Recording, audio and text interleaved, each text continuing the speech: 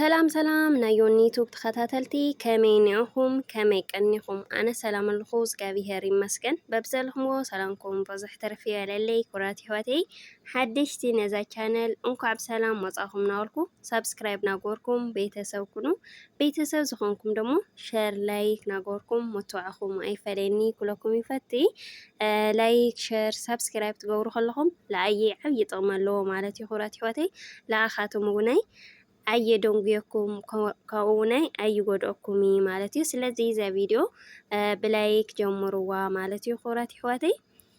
እሽም ባርከስ ለማዓንቲ ሒዘልኩም ዝመጻኹ ደሞ ትክክለኛ አሰራርሓ ወይ ውናይ አጠቃቅማ ሰድር ንገጽና ማለት እዩ ሒዘልኩም መጽየኒኹ ብክልተ ዓይነት መንገዲ ክንጥቀመሉ ንኽእል ኢና እና ክሻብ መጨረሻ ቪዲዮ ሓቢርኩምኒ ጽንሑ ማለት እዩ ኩራት ህይወተይ ግን ላይክ ከይትርስዑ ሰብስክራይብ ደሞ ጎሩ ማለት እዩ እና አሰራርሑ ከሪአኩም ተኸታተሉኒ አጠቃቅሙ ርግኦ ካብኡ ከዓኒ ሰድር ዕርዲ ማለት እዩ ሓደ ማንካ ርግኦ ወይ ከዓኒ ዘባዲ ሓደ ማንካ ደሞ ዕርዲ ሳልሳይ ከዓኒ ሓደ ማንካ ሰድር ጌርና بدنب جرنا نحاوسو مالتي خوراتي حواتي ما يطربنا بلنا كشا بدنب جرو نفلاله كنوقعو اني انا مالتيو كامزو انطاطي ነገር እዩ መለግለግ ሊብል ሰድር ማለት እዩ እንትሕሮ ወቅዕና ይግን ይፈላለ እዩ ስለዚህ ክሻ ልፈላለ بدنب جرና ማይ ጠርብና በልና ንወቅዖ ማለት እዩ ካው ደሞ ናጨጉሪ ሰድር ሰሪሐ ነይረ ኣብ ልሓለፈ ማለት እዩ ሰድር ታይ ማለት እዩ በትግርኛ ለወልኩምኒ ኣሕዋተይ ልበልክናኒ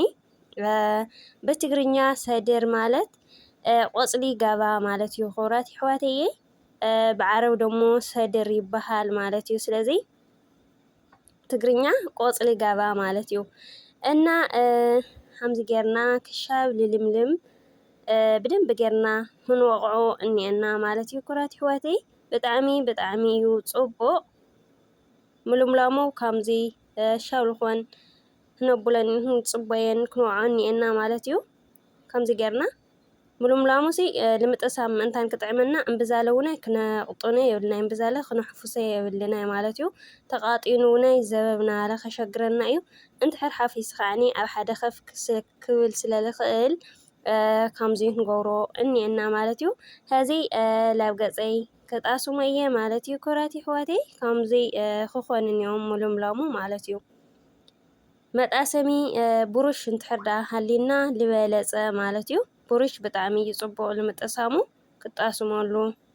ቆንጆ እዩ ማለት እዩ እንትሕር ለይብልና ኮይና ብሩሽ ውነይ ብኢድና ዋላ ተጎርናዮ ምንም ጸገም የውሊ ማለት እዩ እና ከምዚ ጌርና ላው ኩሉ ንጣስሞ ማለት እዩ ኩራት ህይወተይ ጥቅምታት ካብ ሰድር ቀደማይ ብፀሓይ ይኹን ብንፋስ ዝተሃሰየ ቆርወትና ላው ንውር ይመልሰልና ማለት እዩ ካብኡ ደሞ ጸሊም ነጠብጣብ ይኹን ማዳ ንዘለና ደሞ የልግሰልና ማለት እዩ ኩራት ህይወት ህዚ ካም ፈጸጋ ነገር ትሕርሃሊ ኔርና ሞይ ክሓይ ከሎ ጸሊም ጎዲፉልና ይኸድ ማለት እዩ እና ልኡውናይ ደንብ ገይሩ የአልየልና ማለት እዩ ኩራት ህይወት በጣዕሚ እዩ ጽቡቅ ልሞተ ቆርወትና ደሞ ልኡኡ አልዩ ላውዙ ኖርማል ቆርወትና خملسلنا يجبر مالتيو سلازي كامزي جيرنا انت حد تطقيمنا خوينا ازيو لوس جاز صبوي صوري جاز كنونن يجبرنا مالتيو خورات حواتي لافت نورمال قروتنا ايو لملسلنا كاو دمو رغو صبويو ولا ون عردي لوينو كنت قومو صبويو مالتيو بسالس يتحويسو دمو لبلاص مالتيو كامزي جيرنا مستاسمنا ل10 دقائق او جازنا نصنحو اسرسر يلبلكا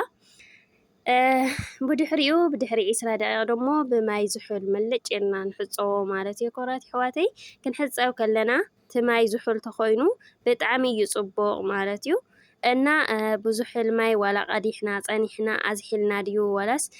زحل ولا ماي جيرنا نحصو إنا قصنا مالتي كورات حواتي بدحريو تنطقومو كريم ناقصنا مالتيو كنتقام إني إنا أنا بازلين يلتقم ببازلين جيرا دمو ከምዚ ገይረ ይገብረሉ ማለት እዩ ካብኡ ከዓኒ ቀስ ለበልና መሳጅ ግብርና ብሎ ማለት እዩ ክብራት ኣሕዋተይ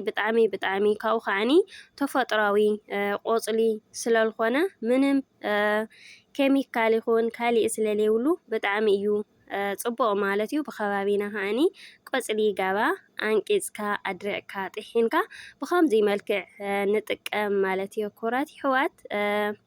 እና ሰድር ብዓረብ ትግርኛ ደሞ ቆፅሊ ገባ ማለት እዩ ክብራት ኣሕዋተይ ከምዚ ጌርክን ተጠቐማ ኢኽን ኣዝዩ ጽቡቕ ልስሉስ ገጽ ልክህልወካ እዩ ልገብር ልትሕማቕ ነገራት ለየድሊ ዘሎ ገጽና ደሞ ይኣልየልና ማለት እዩ ክብራት ኣሕዋተይ ብጣዕሚ እዩ ቆንጆ ስለዚ ከምዚ ጌርና ንጠቐም ክብለክን ይፈቲ ተጠቐማ ምናዳ ልማዳ ልጸሊም ነጠብጣብ ላብ ፀሓይ ትወፃ ላብ ፀሓይ ህዚ ንወፅእ ላብ ፀሓይ ሕማቕ እዩ ምናዳ ምዙ ህዚ ሙቐት ለሎ ብጣዕሚ እዩ ሕማቕ ልገጽና ደሞ ይሓስየልና ማለት እዩና ልኡኡ ውናይ መድሓኒት ስለልኾነ ከምዚ ጌርክን ተጠቐማ ኣብ ሕድሕድ ዓረብ ገዛ ለውን ኣይሰኣኒ ማለት እዩ ክብራት ኣሕዋተይ ምክንያቱ ብበዝሓ እየን ንጥቀማ ዓረብ ይጥቀማሉ ስለልኾነ ኣይሰኣኒ ማለት እዩ ስለዚ ከምዚ ጌርክን ገጽክን ተጠቐማ ኣዝዩ ጽቡቕ ልስሉስ ልኾነ ገጽ ክህልወና እዩ ልገብር ማለት እዩ ከም ካልኣይ ደሞ ቅድሚ ምድቃስና ምሸት ንእሽተይ ሰደር ንገብር ላብ ኢድና ሞይ ብድሕሪኡ ማይ ጌርና ብደንብ ጌርና ንወቕዖ ማለት እዩ ሕሲ ነብሎ ክብራት ኣሕዋት ከምዚ ጌርና ብደንብ ጌርና ነሓስዮ ማለት እዩ